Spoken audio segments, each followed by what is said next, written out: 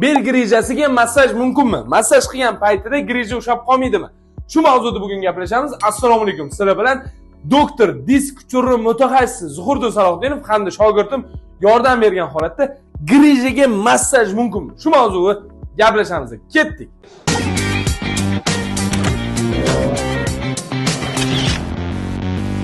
Bel grijasiga massaj olish masalasi kelganda har doim bemorlar ikkiga bo'linadi.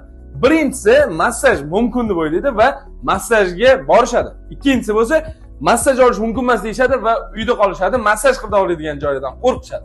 Demak, bu ikkita bemorlarimiz ikki turli deylik. Bemorlarimiz qaysi biriniki to'g'ri? Massaj olish mumkinmi yoki yo'qmi? Bugun shu savolga javob olar ekanmiz. Like bosib qo'yishni hamda massaj haqida o'z fikringizni kommentariyada yozgan holatda bizga obuna bo'lib turib, bel grijasidan qiynalib o'tgan bo'lsangiz, pastdagi nomerga murojaat qilib, kelib davolanib ketishingiz mumkinligini eslatib qo'ymoqchi edim.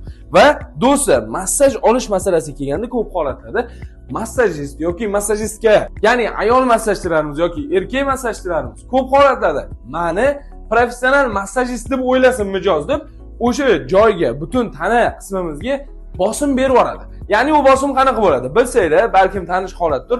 Misol uchun oyoqlari nojo'ya egib tashlash, bukib tashlash, yonlarga qilib tashlash yoki azoblash xizmatida, misol uchun belimizni ustiga chiqib olib turib, qanaqadir bosish, ezish jarayonlarini amalga oshirishadi. Aynan shunaqa vaziyatda umurtqa pog'onamizda o'zi spazm, ya'ni siqilish yuzaga kelib turgan paytda do'stlar yana biza bosim beramiz.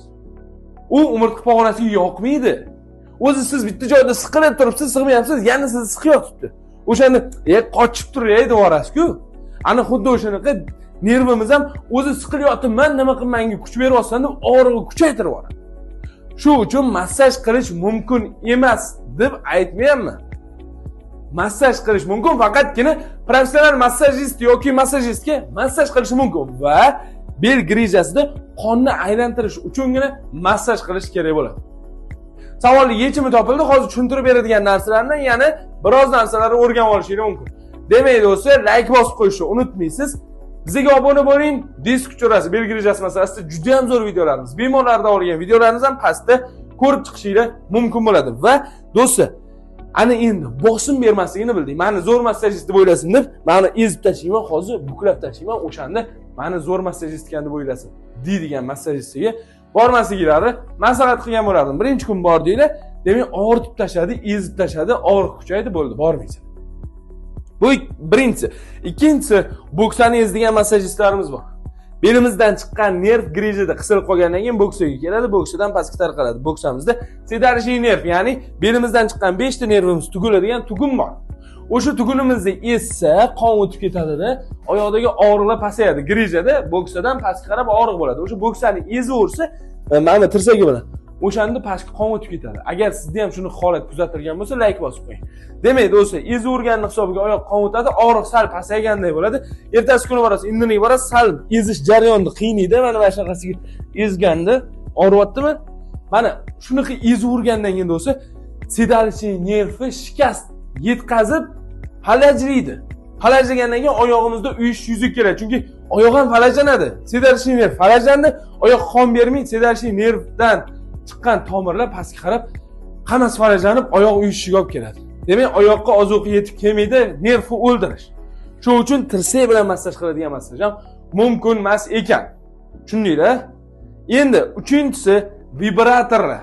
Eng bizda ko'p tarqalgan narsa vibratorlar hisoblanadi. Sizni ham uyingizda vibrator bo'ladigan bo'lsa, like bosib qo'ying. Vibrator qanaqa? Delfin deymiz, boshqa deymiz. Misol uchun o'sha urib, masalan, qimirlab, vibratsiya berib davolaydigan massajyorlar. Har qanaqa massajyor bo'lishidan qat'iy nazar, o'sha massajyorlardan qochishimiz kerak. Nimaga deganda, o'zi boyaginaqa spazm bo'lib siqib turgan joyda o'tga borib turib titratadigan bo'lsa, o'sha joyimizda battar o'zi nerv qichqatga sig'mayapti. Yana titraydigan bo'lsa, yaqqa bu yoqqa sig'maganidan og'rig'i beraveradi. Nima qilyapsan, o'zi siqilib turibman-ku deydi-da, umuman qimirla olmasdan og'riq beraveradi.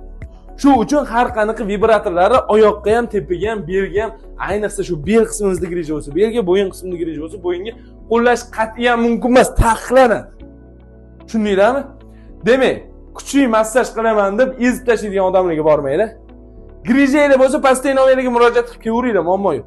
qattiq massaj qiladigan odamga bormaylik, qonni sekin aylantirib qo'ygan, mayin massaj qiladigan massajistga boringlar. Ikkinchisi, titarichniy nervni ezadigan odamga bormaylik. Uchinchisi, vibratorlardan uy sharoitida ham, massajda ham foydalanmaylar.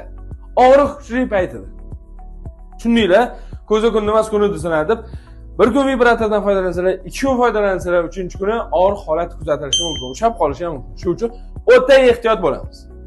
Demak, xuddi shu massaj turlaridan kuchli sportivniy massajlar og'riq paytida, spazm paytida yoki boyanaqa ezuvchi massajlar mumkin emasligini bugungi videomizda bilib olgan bo'lsangiz, biz juda ham xursandmiz. Shu oddiy sirab qo'yadigan massaj mumkin. Grijiga xullas massaj mumkin, to'g'ri qilinsa mumkin. Tushundinglar? Demak, keyingi videolarda nima mavzuda video olib chiqishimizni xohlaysiz? Qisqa va lo'nda men videoni olib chiqdim. Keyingi videolarda yana nimani yoritib berishimni xohlaysiz? Kommentariyada yozib qoldiring, like bosing, obuna bo'ling, bizga telefon qilib, navbatga yozilib kelavering, grijingizni olib beramiz. Sog' bo'ling, salomat bo'ling, o'zingizdan keyingi videolarda ko'rishamiz.